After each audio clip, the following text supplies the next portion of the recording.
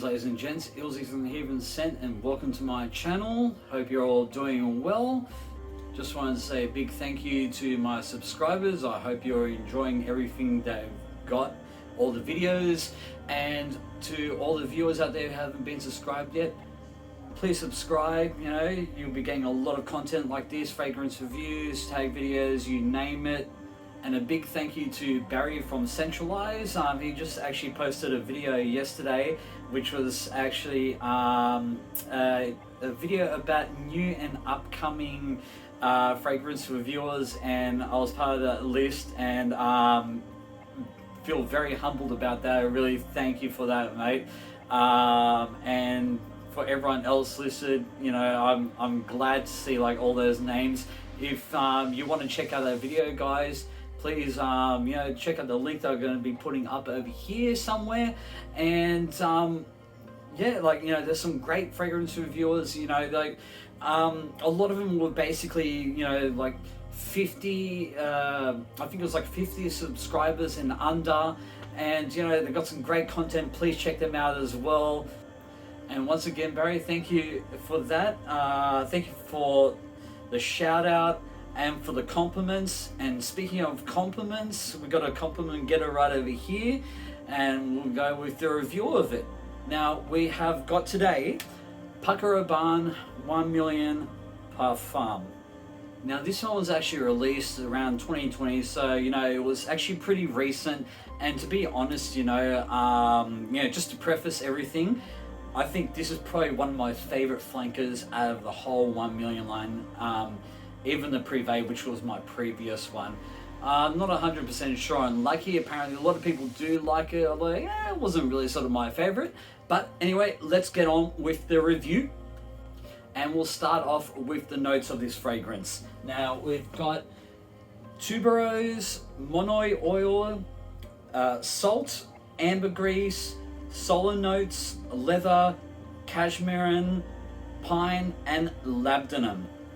Now let's give this one a bit of a spray. I've still got some on actually from like, I think, I don't know, 9 hours ago. So I'm still getting a bit of a smell from it, so at least you have a good idea. Anyway, let's go with this. Okay, warm it up.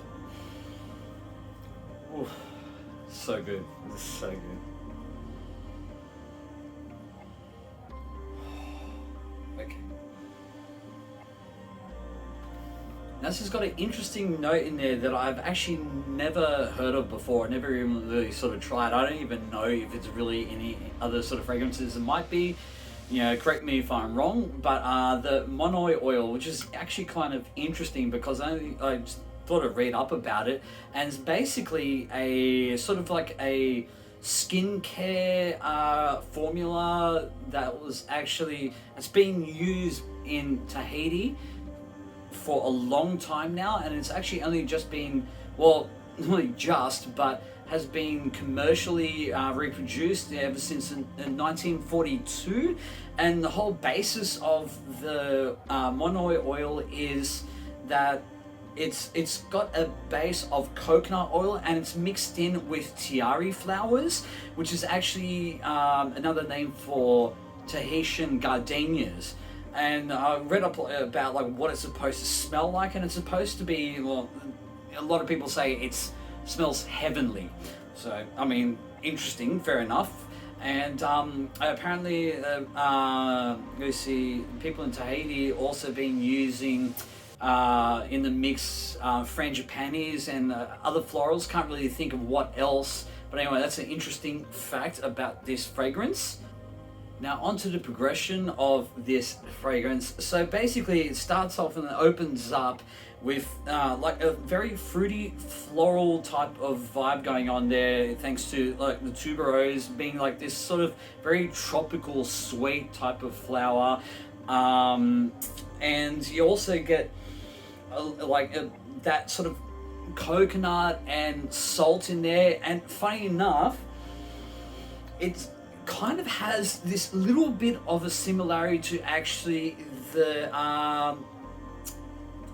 one that I reviewed recently, which was Juliet Has a Gun Vanilla Vibe. So I kind of get that sort of feel from it. It's very very summery, fruity, floral, and it's also got this leather in it. Although it's not a very rugged type of leather that you get from most sort of masculine fragrances, I find that it's more of a sort of a very subtle, a light type of leather, more like a, I guess you could say like a soft, like Napa leather, or maybe even like a suede. It's very nice and sort of subdued.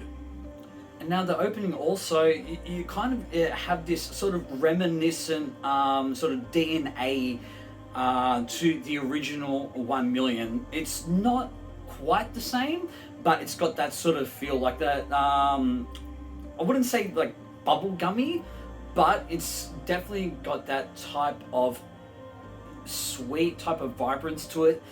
But being that it is an eau de parfum, I know they call it parfum, but I mean, if it was a parfum, I'd expect it to last a little bit longer than it did, even though it's lasted quite a bit on my skin. Regardless, you get that more of that type of powderiness that you'll get out of eau de parfum compared to eau de toilette. So it's not like really offensive, loud as anything, but it's actually quite nice. And that opening, typically it'll last about a good 2 to 3 hours on your skin before it starts to sort of fade away with that sort of really sweet type of scent. So after that, the mono oil and the pine seem to sort of fade out, and then after that you get this sort of salty, sweet type of, how should I say, like ambery sort of scent with that light, you know, leatherish type of smell as well. And it kind of reminds me of like it's almost like a dessert in a way, almost like a salted caramel type of vibe you're going, but it's not really like your gourmand oriental type of vibe. It's actually not sticky sweet, even though you got like that labdanum there as like the resin that sort of really plays at the base. I find that all the notes there sort of really round things out and just sort of still give it that summery sort of feel, but with a nice added sweetness to it. And I think it helps a lot with like the cashmere. And now I was not really sort of aware too much of cashmere, or at least like sort of like hadn't much of an idea about it, but you know, just reading up about it and having a good smell of the fragrance is very interesting, because it's very multifaceted, where, you know, at the beginning it sort of like lends that real type of like fruity sweetness to the top, and then, you know, once that sort of calms down, you got like the tuberose still there, you know, with that sweet, like that sort of floral sweetness. It's just, yeah, the cashmere just sort of just helps all the way through and sort of stays there, quite like the leather. And I tend to find that mid section, should I say, lasts a good 6 hours before it sort of fades into the base, really. And that base is more of like a warm, ambery, you know, leather, nuanced sort of scent.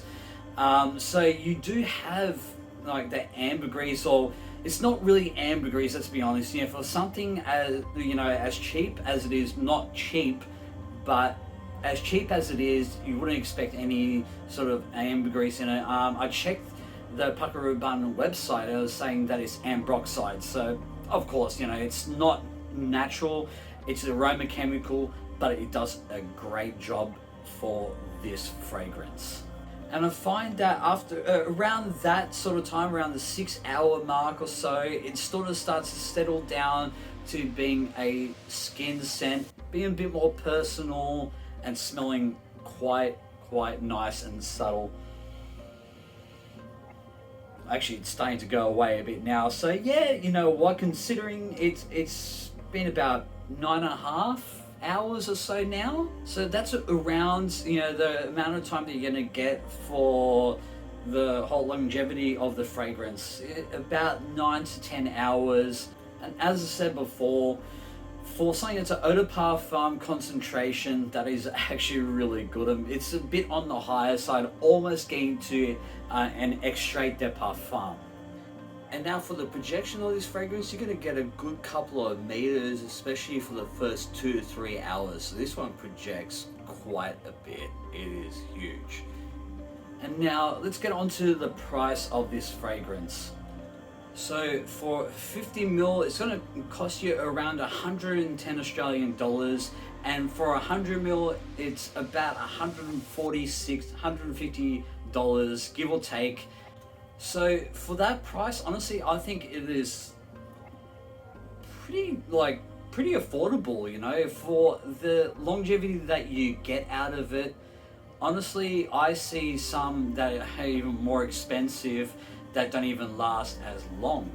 And now onto the versatility of this fragrance.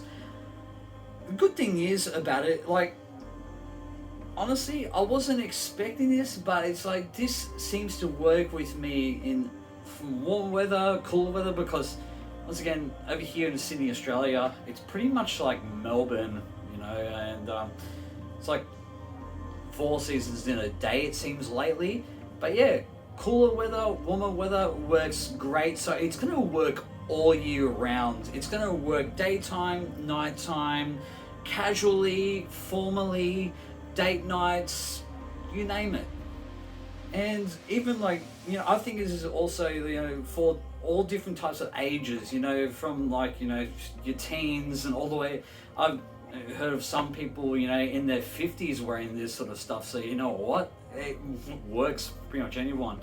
And also it is actually really good for both men and ladies. On that note, that was my review for Paco Rabanne 1 Million Parfum. I hope you liked it. Please like, subscribe, leave a comment, hit the notification bell so you can get more of these straight to your feed and many other types of content. I hope you're all doing well. Have a great day, have a great night. Blessed be to you all. I'll see you on the next video.